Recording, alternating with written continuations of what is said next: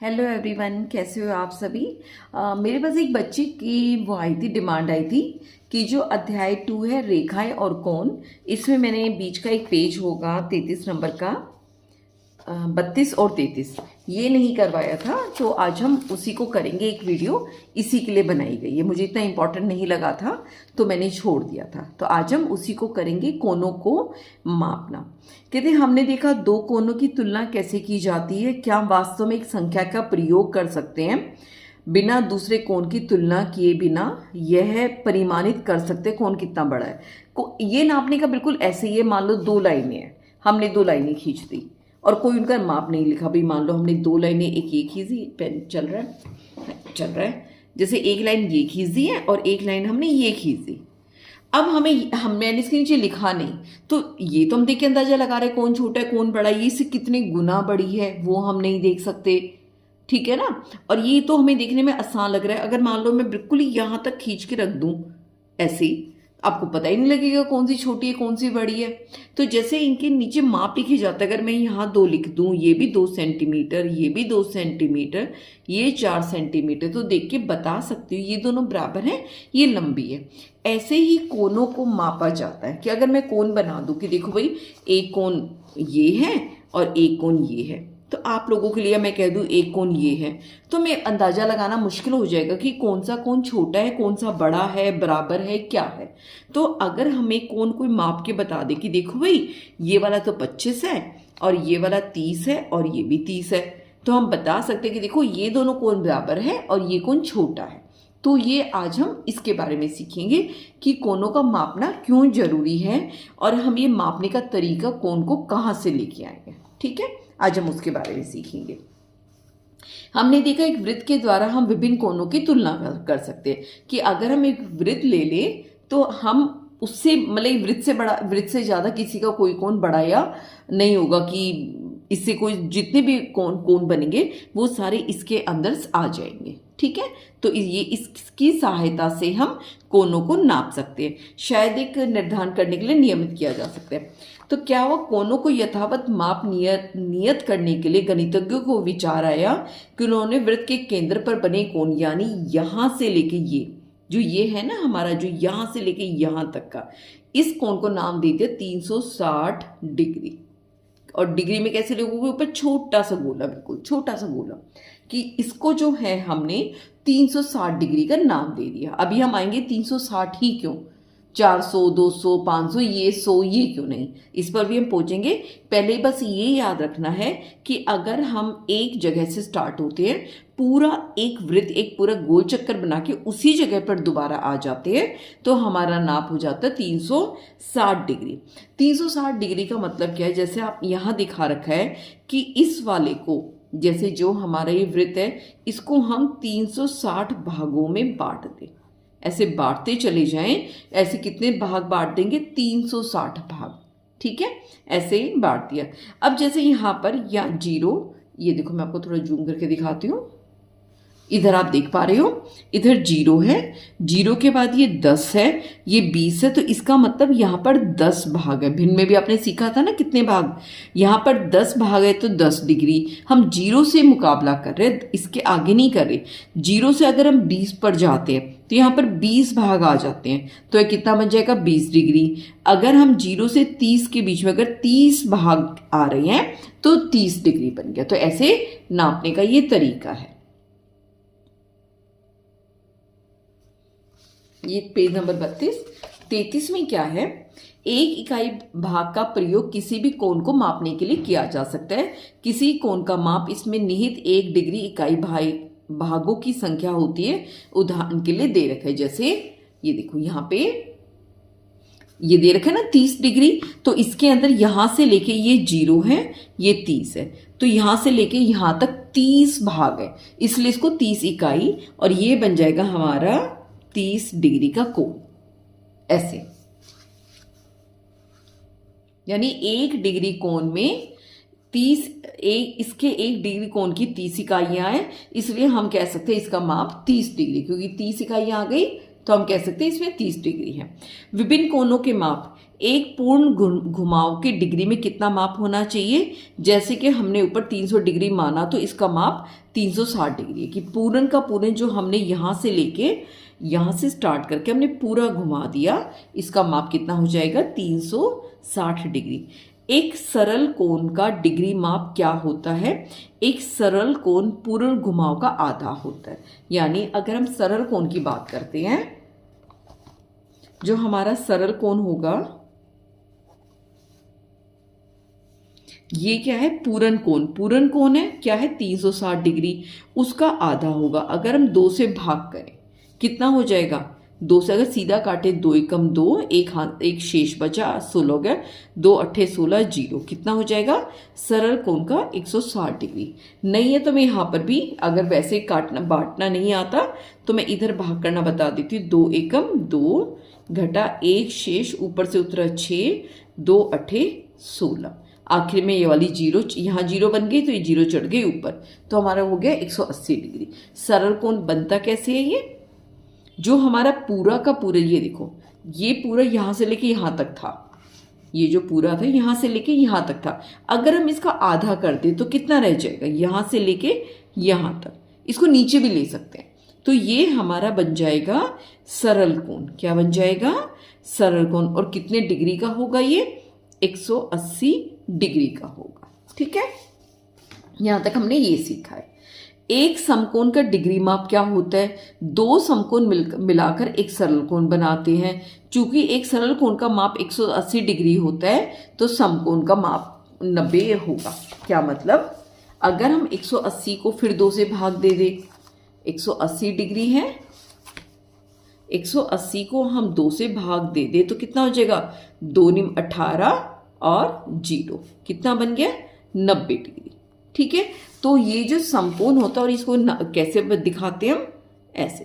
कहने का मतलब है अगर हमने एक वृत्त बनाया आधा, ये इसका अगर आधा कर दे तो हमारा एक सरल कोण बन जाएगा। इसका हम 4 हिस्से कर दे तो हमारा समकोण बन जाएगा। समकोण बहुत इस्तेमाल होता है, याद रखना। और इसको जनरली हम ऐसे दिखाते हैं। ऐसे दिखाने का मतलब है, ये देखो ऐसे दिखाते हैं। ऐसे दिखाने का मतलब है ये एक समकोण है। क्या है ये? समकोण। समकोण कब होगा? जब पूर्ण कोण को 4 हिस्सों में बांट दो। ये भी 90, ये भी 90, ये भी 90, ये भी 90, मिलके 360 डिग्री बन पाएगा। और 2 समकोण मिलके एक सरल कोण बन जाता है, क्योंकि इसका दुगना कर देंगे, 90 का दुगना 180 डिग्री। समझ गए बात को? पूर्ण कोण का आधा करोगे सरल कोण, सरल कोण का फिर आधा कर दोगे तो हमारा क्या बन जाता है? समकोण बन जाता है। या दूसरे उसमें कहें कि अगर पूर्ण कोण 360 डिग्री का आधा करे सरल कोण, उसका चौथाई कर दे तो हमारा समकोण बन जाएगा।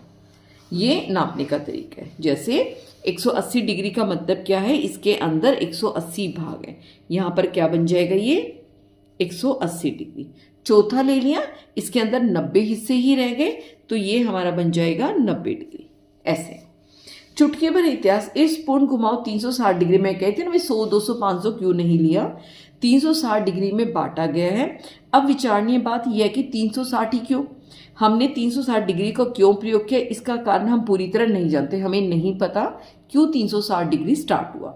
वृत्त को 360 भागों में बांटने का इतिहास पुराने समय की ओर ले जाता है। ऋग्वेद जो हजारों साल पुरानी मानवता की पुस्तक है। ऋग्वेद 4 वेद होते हैं, ऋग्वेद, यजुर्वेद, अथर्ववेद और सामवेद। तो ऋग्वेद में गणित ये सारा विज्ञान और गणित बना रखा है कि एक पहिए के बारे में बताती है जिसमें 360 तिल्य है। कि ऋग्वेद में बताया गया एक पहिया क्या होता है? गोली होता है। कहते हैं अगर उस पहिए में अगर हम तिल्लियां रख दे तो 360 तिल्य आ पाए। ये इस छंद में बताया गया, ये बता रखा है ऋग्वेद के इस छंद में बताया गया है कि पहिए के अंदर 360 तिल्लियां आती है।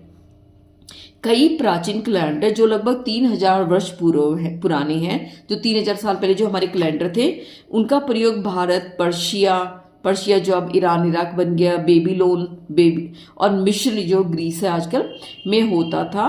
इन कैलेंडरों में एक वर्ष में 360 दिन होते थे। तो हो सकता है ये भी रीजन रहा हो, ये पूछा नहीं जाएगा क्यों होते हैं, बट इंटरेस्ट के लिए मैं बता रही हूँ। जिज्ञासा के लिए कि इसमें 360 डिग्री उस कैलेंडर में आज से 3000, अब तो 365 या 366 दिन होते, पहले 360 दिन होते थे। तो 360 दिन होते थे, हो सकता है इसलिए इसको 360 दिन के बाद नया कैलेंडर स्टार्ट हो जाता था अगले साल का, हो सकता है इसलिए इसको 360 डिग्रियों में नाप दिया गया कि फिर दोबारा नया स्टार्ट हो जाएगा।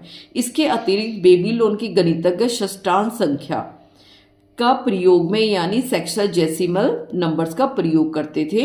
60 और 360 के विभाजन का अक्सर प्रयोग किया जाता था। जैसे हम तब 100 करते ना, वो लोग 60 यूज किया करते, 60, 120, 180, तो 360 60 से भाग हो जाता है इसलिए प्रयोग किया। वह 60 को आधार मानकर गिनती करते थे, जैसे हम 10, 100 इस तरह करते हैं।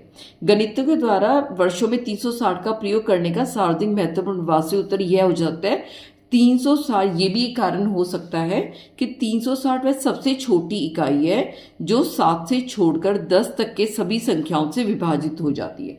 यानी 360 1 से भी भाग हो जाता है, 2 के पहाड़े में भी आता है, 3 के पहाड़े में भी आता है, 4 के में आता है, 5 के में आता है, 6 के में आता है, सिर्फ 7 में नहीं आता। 8 में आ जाता है, 9 में आ जाता है, 10 में आ जाता है, 11 में नहीं आएगा, 12 में आ जाता है। तो हो सकता है कि ये कारण हो कि 360 लिया गया।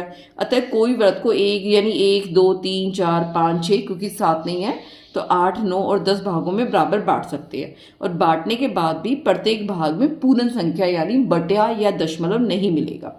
ध्यान दीजिए 360 संख्या 12 से भी विभाजित होती है। हमारे एक साल में 12 महीने हैं तो 12 से भी विभाजित होती है। जो एक वर्ष के महीने हैं 24 से भी विभाजित होते हैं। जो एक दिन में घंटों की संख्या यानी हमारे एक दिन में 24 घंटे होते ना, ये संख्या 360 से भी विभाजित हो। ये सभी तथ्य संख्या 360 को अत्यधिक उपयोगी बनाते कि हो सकता है ये कारण हो 360 दिया गया।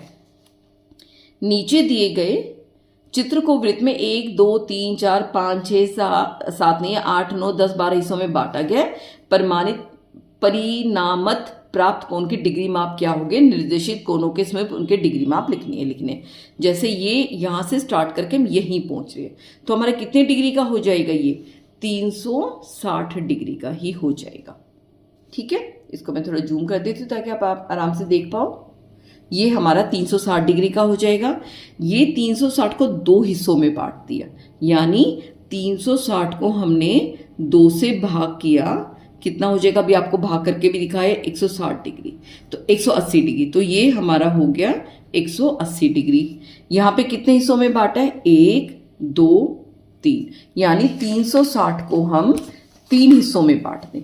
यानी 360 को हम 3 से भाग करेंगे, 3 एकम 3, 6 उतर गया, 3 दूनी 6, 0, 120 ऊपर चला गया। तो ये कितना हो जाएगा? 120 डिग्री का। ठीक है, ये कितने हिस्सों में बांटा है? 4 में बांटा है। ठीक है, एक पूरा 180, ये देखो 1, 2, 3, 4 हिस्सों में बांटा तो 180। 360 पूरा है, 4 से भाग करेंगे, कितना हो जाएगा? 4 निमा 36, 0 चला गया। तो ये हो जाएगा हमारा 90 डिग्री का। ये कितने हिस्सों में बांट रखा है? 5 में, 1, 2, 3, 4, 5। ठीक है, अब हम 5 से भाग 360 को 5 से भाग करके देखेंगे कितना हो जाएगा? 5 सत्ते 35, घटाया 1 हाथ से, ऊपर से 0 उतरी तो 5 दूनी 10। तो कितने में हो गया? ये 72 डिग्री का। अगर 6 में बांट रहे हैं 1, 2, 3, 4, 5, 6, यानी 360। इसको मैं सीधा ही लिख देती हूँ, 360 बटा में 6 कितने हो जाएगा? 6 6 36 और 0 ऊपर चलेगी। ये कितना हो जाएगा? 60 डिग्री। 8 में किया, ये 8 है ना, 1, 2, 3, 4, 5, 6, 7, 8। 360 को हम 8 से भाग करेंगे, कितना हो जाएगा? 8 8 16 8 24, 8 चौके 32, 4 0, 8 पंजे 40, और ये हमारा हो जाएगा 45 डिग्री। बच्चों कई बार क्या होता है, आप लोग बताते मैडम आपने गलत लिख दिया। क्या होता है कि कई बार लिखते हुए किसी से भी गलती हो जाती है। जब आप बोल रहे होते हो तो आधा ध्यान रिकॉर्ड करने में होता है, कई बार लिखते हुए मिस्टेक हो जाती है। तो इस छोटी छोटी चीजों को आप लोग खुद ठीक कर सकते हो। ठीक है, तो इसमें मेरे को मुझे बार बार बताने की जरूरत नहीं कि पहला क्वेश्चन गलत हो गया, दूसरा गलत हो गया। एक कोई क्वेश्चन था शायद 45 था। 45 कितना होता है? कितना था? 5 गुना में 9, 9 गुना 5 था, 9 पंजे 45, मुंह से मैं 45 को मैं 9 गुना 5 होता है, गलती से मैं 5 के बजाय 9 गुना 3 लिख गई, जो मुंह से मैं 9/5 ही बोल रही हूँ। कई बार क्या होता है कि ध्यान ना रिकॉर्डिंग में होता है, या हम जैसे लाइव पढ़ा रहे होते या मैं क्लास में पढ़ा रही थी, बच्चे बोल देते मैडम आप गलती से 3 लिख गए, तो उस टाइम पे वहाँ ठीक हो जाता है। यहाँ पर इस टाइम कोई बच्चा नहीं होता मुझे बताने के लिए, मेरा कोई स्टूडेंट नहीं है बताने के लिए कि मैडम गलती से मुंह से 5 बोले 3 लिखा गया। तो इसमें कोई बहुत बड़ी चीज़ नहीं है। मेन मेरा मकसद होता है आपको कॉन्सेप्ट सिखाना, कि जो मैं कॉन्सेप्ट सिखाना चाह रही हूँ आप वो सीखिए। ये बहुत ही तो दूसरी तीसरी वाले बच्चों की गलती होती है, जो किसी से भी हो सकती है। ठीक है, एज के साथ उसका फ़र्क पड़ता है। हमारा इतना कॉन्फिडेंस हो जाता है कि हम ये सोचते हमने ठीक लिखा है। आप लोग बच्चे हो, आपका गलत होना ठीक नहीं है। मैं बड़ी हो चुकी हूँ, कॉन्फिडेंस आ जाता है और ये मुझे लगता है कि मैंने 5 ही लिखा है, बट हाथ कई बार 3 लिख देता है। तो इसलिए इसका कोई बहुत बड़ा इशू नहीं है। कोई टॉपिक गलत हो, कुछ गलत हो तो बताना, ठीक है। आगे अब जैसे हम इसकी बात करते हैं, कितने हिस्सों में बांट रखा है, 1 2 3 4 5 6 7 8 9, ठीक है। 36 को 9 से करेंगे, 360 को 9 से किया, 9 चौक 36 40, तो ये कितना हो गया 40 डिग्री। ये कितने हिस्सों में, 1 2 3 4 5 6 7, नहीं दे स्टार्ट करते हैं, 1 2 3 4 5 6 7 8 9 10, ठीक है। 360 को 10 से भाग करेंगे तो हो जाएगा 36 डिग्री। ये कितना हो गया, 12 1 2 3 4 5 6 7 8 9 10 11 12। 360 को अगर हम 12 से भाग करेंगे तो कितना हो जाएगा, 12 24 12 36, ये हो जाएगा 30 डिग्री। मैं अपनी तरफ से पूरी कोशिश कर रही हूँ आपको समझाने के लिए, लिखते हुए कोई सिली मिस्टेक ना हो। इसको हम कहते हैं सिली मिस्टेक होना। और ये सिली मिस्टेक कोई कितना बड़ा पढ़ाने वाला हो, किसी से भी हो सकती है। इनको हम सिली मिस्टेक ही लेते हैं, क्योंकि क्या होता है आप लोगों को एग्ज़ाम देना होता है। आप लोग सिली मिस्टेक नहीं कर सकते, नंबर कट जाएंगे। हमें कोई दूसरा एग्ज़ाम नहीं देना, ठीक है ना, हमें तो पढ़ाना ही है। अपने टाइम में मैंने सिली मिस्टेक नहीं होने दी थी। पढ़ाते पढ़ाते दिमाग में ये चीज़ चलती रहती है कि मुझे अगली क्या लाइन बोलनी है, कौन सा क्वेश्चन सॉल्व करवाना है, किस तरीके से बताऊं कि बच्चों को आसानी से समझ आ जाए। इसलिए कई बार कोशिश करती हूँ नहीं हो, कई बार लिखते लिखते सिली मिस्टेक हो जाती है। इस चीज़ का आप वो अपने आप में ठीक कर सकती है, ठीक है। तब तक अपना ये मैं वीडियो अपलोड कर रही हूँ, कोई सीखना चाहता है तो सीख सकता है। और मैं आपको पहले भी बता चुकी हूँ, मैं 9th का वीडियो स्टार्ट किया है, वो उसमें अगर कोई इंटरेस्टेड हो, मैंने लिंक शेयर कर रखा है, तो आप पहचान वालों को बता सकते हैं। तब तक अपना ध्यान रखिए, टेक केयर। और अगर दिवाली से, अब कल 1-2 दिन बाद दिवाली है, और दिवाली से पहले देखती हूँ काफ़ी आना जाना हो जाता है, मिठाइयाँ वगैरह देनी होती है, तो अगर टाइम मिला तो मैं आपके लिए वीडियो रिकॉर्ड करूँगी। नहीं रिकॉर्ड कर पाई तो सबको बहुत ज़्यादा दिवाली मुबारक हो। Thank you, take care.